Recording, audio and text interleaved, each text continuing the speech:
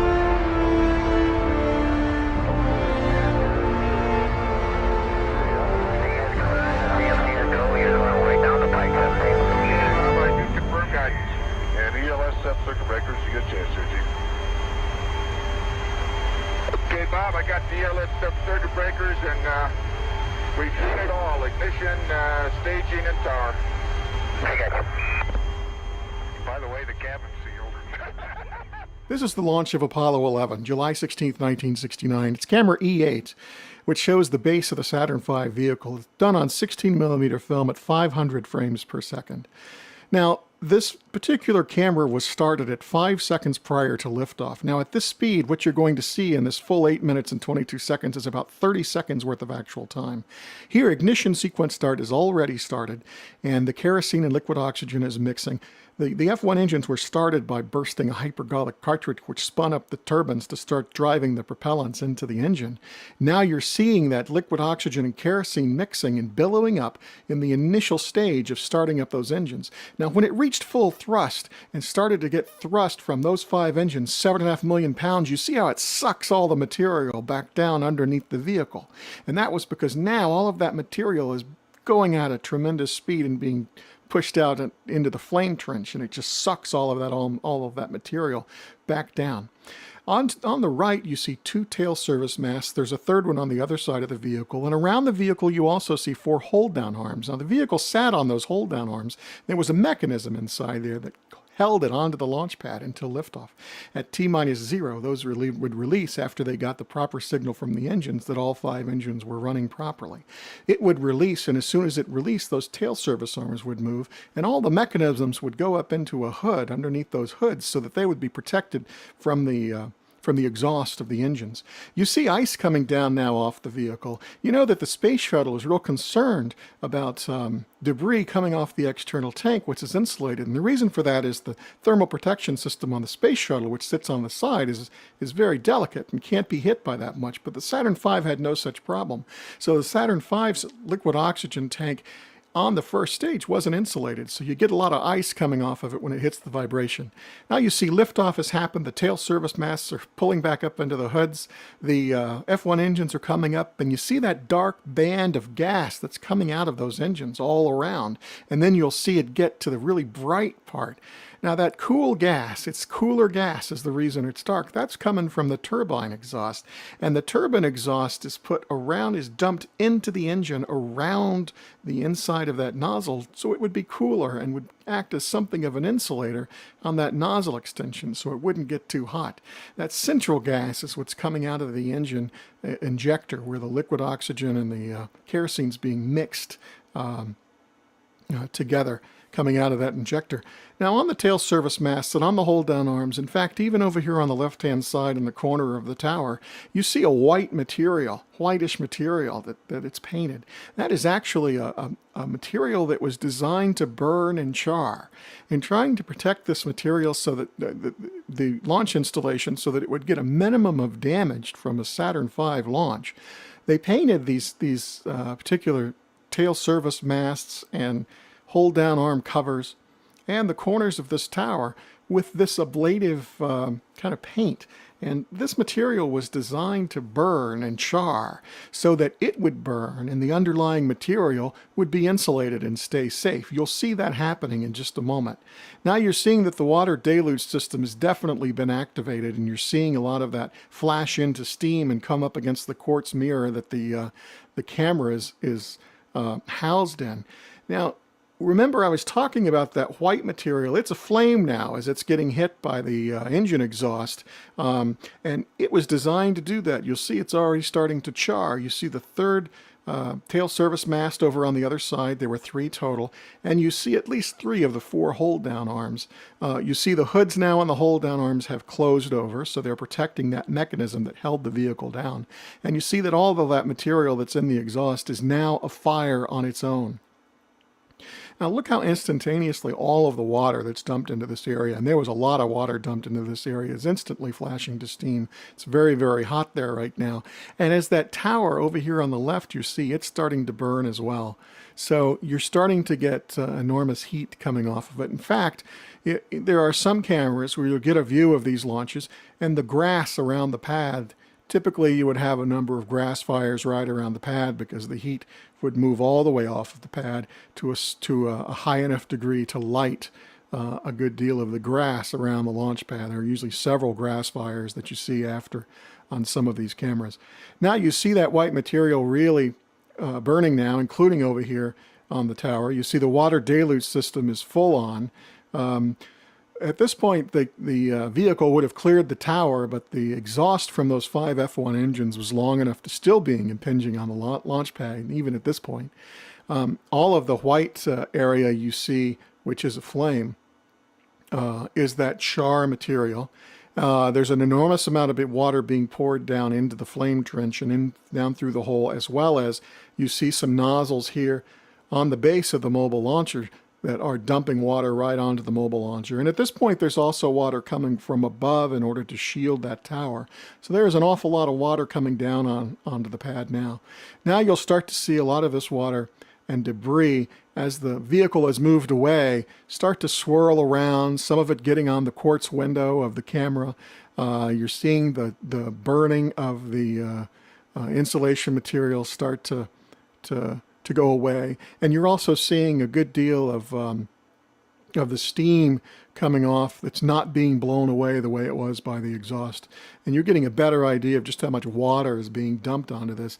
And still, it's so hot that it's flashing a good bit of it into steam. Now, pretty much all of the char is done. There's no longer impingement going on from the vehicle. The vehicle has moved up away from the tower and has started its trajectory out over the ocean. You still see a good bit of debris occurring. Now this launch happened at 9:32 in the morning, so it's really pretty bright here, but the camera exposure was set so as to be able to see as much detail as it could while the engines were being started and moving up. So it starts to get a little bit darker after the engines are out. And you're starting to see a lot more of the water coming down on top of the window in the housing. So this was the launch of Apollo 11, the first manned lunar landing from the corner of the tower on the mobile launch platform.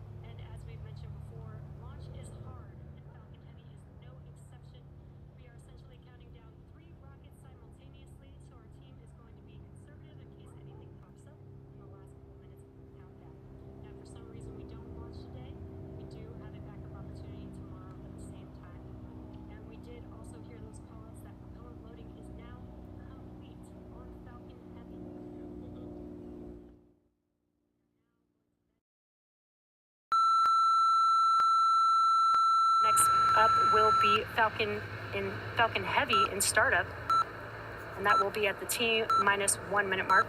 That's where the internal flight computers take over the launch countdown.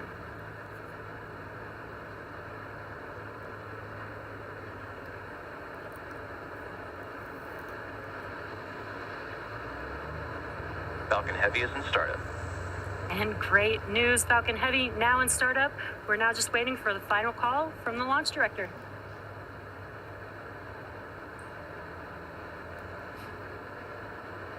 This is the mission director. Go for launch. And excellent news. All systems are go for launch of Falcon Heavy with USSF 67. T-minus 30 seconds.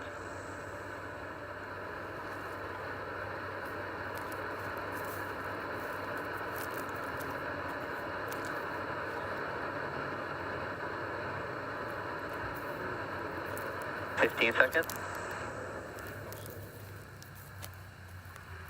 T-minus 10, 9, 8, 7, 6, 5, 4, 3, 2, 1. Engine full power.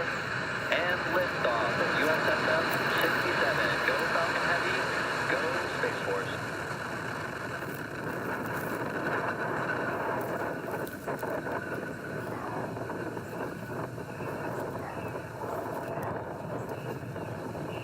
Booster chamber pressures are nominal. There it comes.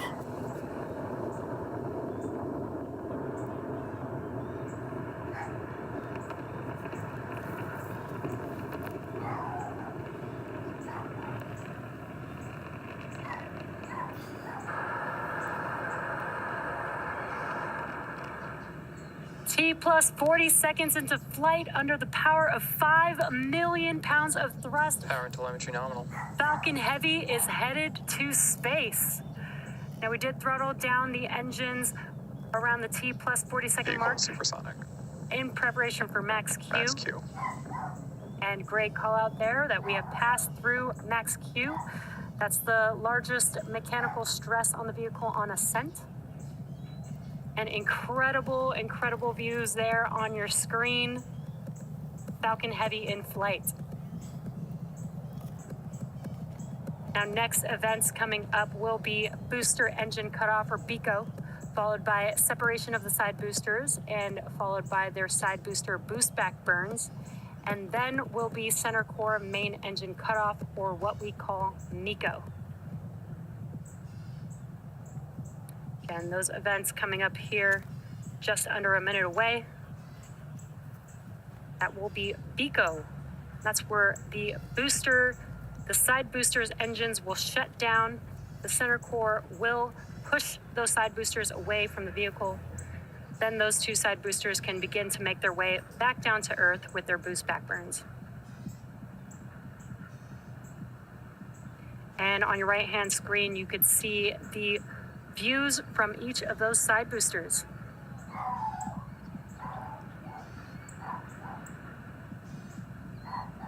Really incredible views here. Again, we will have BECO, side booster, boost back burn, followed by main engine cutoff of the center core here in just a few seconds.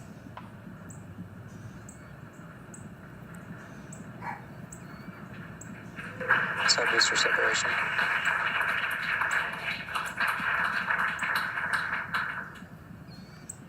Side core booster startup. Incredible views. We just had BECO and separation of the side boosters, and you can see on your left-hand screen that the side boosters have lit back up. They are now in their boost back burn, making their way back down to Earth. Now, those side boosters are returning to Florida under the power of 3 engines. That's 3 of the 9 M1D engines.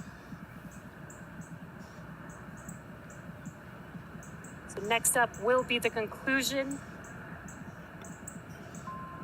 Next up will be the conclusion of those side booster boost back burns, followed by MECO on the center core, as well as stage separation of the center core and the second stage, and then SES-1 or second stage engine start 1.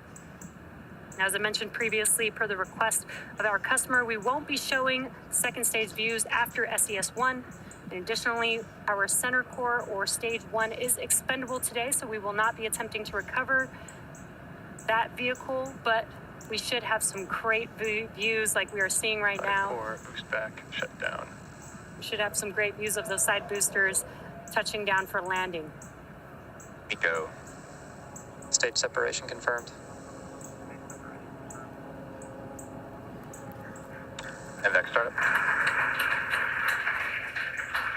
And excellent views. We had the Stage 1 FTSSA has safed. We did have the shutdown of the Position boost signal. back burn. We did have the shutdown of the boost back burns on the side boosters as well as MECO on that center core and stage separation.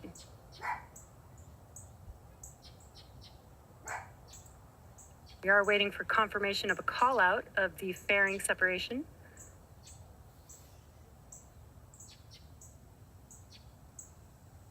All vehicles are following nominal trajectories.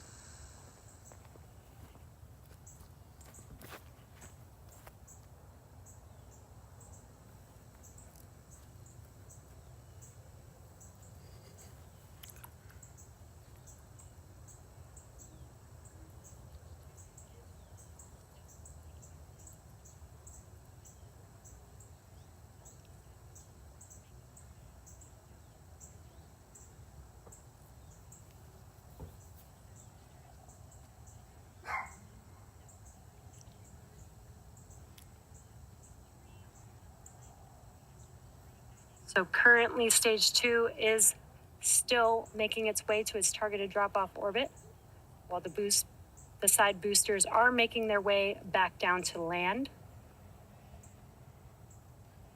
And these side boosters have another burn coming up. That will be the entry burn.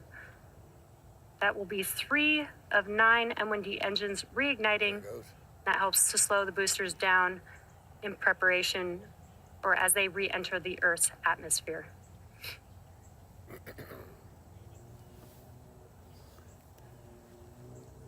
We got some views here from those side boosters there on your screen.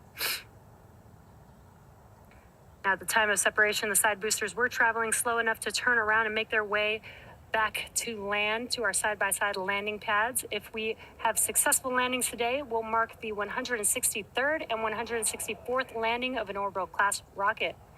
As I mentioned earlier, the center core will be expendable, and we are not attempting to recover it today. Side core entry burn startup. And there you can see on your screen, the entry burns for these side boosters have begun. They're just about 12 seconds long. Side core entry burn PY-FTS shut down. has saved, and NY-FTS has saved. And the entry burns for both side boosters have now concluded. Now, next up will be the final burn for each of these side boosters. That is the landing burn. It is just a single engine burn, the center E9 engine. Each one of these M1D engines have about 190,000 pounds of thrust. So that is enough to slow the vehicle down just in time for landing. And you could see the coast of Florida in the background. Side boosters are transonic. Now that landing burn coming up here in just about 20 seconds or so. Landing burn will last about 20 seconds long. Again, we are scheduled to land on landing zone 1 and landing Booster zone 2. landing burn. And there are those landing burns have begun on the side boosters. So let's watch as they touch down. Stage 2 is on thermal guidance. Stage 2 FTS is saved. Booster landing leg deployed.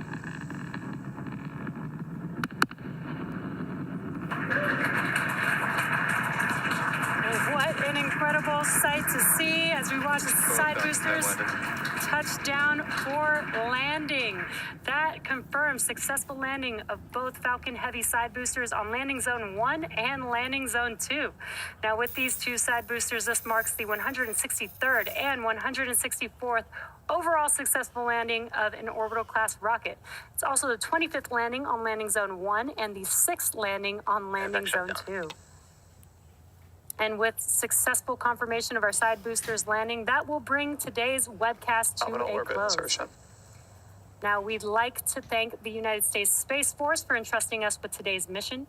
Thank you to the Range and the Federal Aviation Administration for licensing today's launch. And we'd like to thank all of you, our viewers, for tuning in.